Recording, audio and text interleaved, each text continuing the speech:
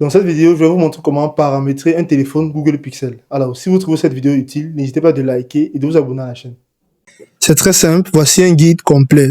Alors ici, nous allons parler de la première mise en route de la sécurité, de comment paramétrer l'écran, de la personnalisation de vos téléphones et ainsi que d'autres options additionnelles.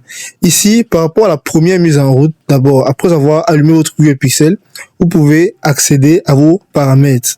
Et en étant sur vos paramètres, il sera question pour vous d'abord de rechercher un Wi-Fi. Donc ici, nous pouvons entrer sur réseau Internet. Et là, nous pouvons entrer sur Internet. Et là, vous aurez juste à rechercher un Wi-Fi qui est à proximité. Ou alors, si vous avez assez de données, vous pouvez activer vos données mobiles. Ici, alors, ce que vous aurez à faire après avoir activé votre Wi-Fi sera de vous inscrire. Vous pouvez voir ici en haut, là, la première option, vous pouvez voir votre nom. Donc, ce que vous aurez à faire, ce sera de cliquer dessus et là, vous allez ajouter votre compte Google si ce n'est pas encore fait. Et là, nous allons parler désormais de la sécurité par rapport à la protection de votre Google Pixel. Ici, vous pourrez accéder à paramètres, déjà étant dans vos paramètres, vous allez descendre à la sécurité et confidentialité. À partir d'ici, vous pourrez accéder à déverrouillage de l'appareil. Vous avez des options de déverrouillage de l'écran telles que le code, empreinte digitale et autres. Je vais peut-être entrer là, et ici, ce que j'ai à faire sera d'entrer mon code, le code de mon téléphone. Et ici, je peux voir quelques options telles que le schéma, un mot de passe et d'autres options. Donc, choisissez ce que vous voudrez. Et là, si je sors, je peux ajouter l'empreinte digitale. Vous pouvez aussi ajouter votre code PIN ou quoi que ce soit. Aussi, par rapport aux paramètres de votre écran, vous pouvez tout simplement revenir là en arrière et vous allez rechercher l'option des affichages. Donc, ici, je peux venir sur fond d'écran et style. Vous pouvez ajouter un fond d'écran, le modifier si vous le souhaitez. Là, je peux venir sélectionner ce fond d'écran-ci.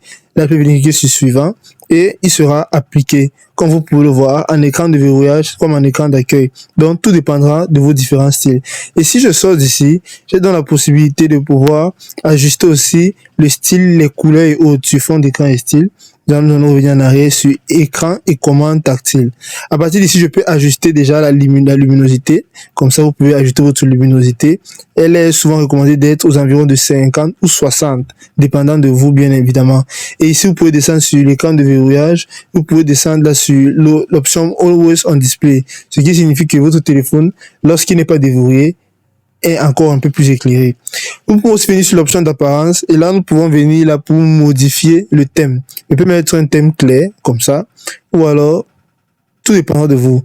Vous pouvez aussi venir ici sur taille et affichage du texte. Vous pouvez sélectionner les différentes tailles, les augmenter et autres. Vous pouvez aussi venir sur les couleurs et ainsi que les contrastes. Donc aussi vous aurez la possibilité de pouvoir configurer vos notifications. Donc, ici, sur votre Google Pixel, vous pouvez venir sur l'option des notifications. Vous pouvez venir sur les notifications des applis. Donc, vous pouvez sélectionner quelles applications auront des notifications ou pas. Vous pouvez aussi sortir d'ici. Et là, vous pouvez venir sélectionner les notifications générales. Là, nous pouvons parler des limitations des notifications ainsi que d'autres options.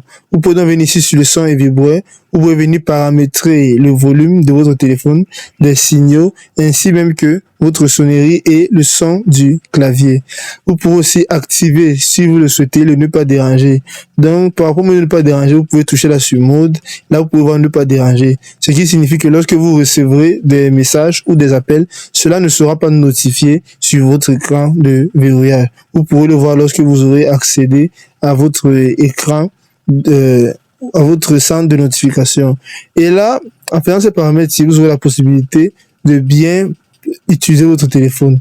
Et nous n'avons pas oublié l'option de batterie, bien sûr. Nous pouvons accéder à la batterie. Nous pouvons voir ici l'économisation de batterie. Si par exemple, vous souhaitez ne pas trop dépenser la batterie, vous pouvez l'activer de cette manière-ci. Et la batterie sera moins utilisée. Vous pouvez sortir là et voir le pourcentage de votre batterie et voir combien de temps votre batterie peut encore tenir. Ici, je suis à 70% et je peux voir que ma batterie peut encore tenir jusqu'à 1 jour et 5 heures.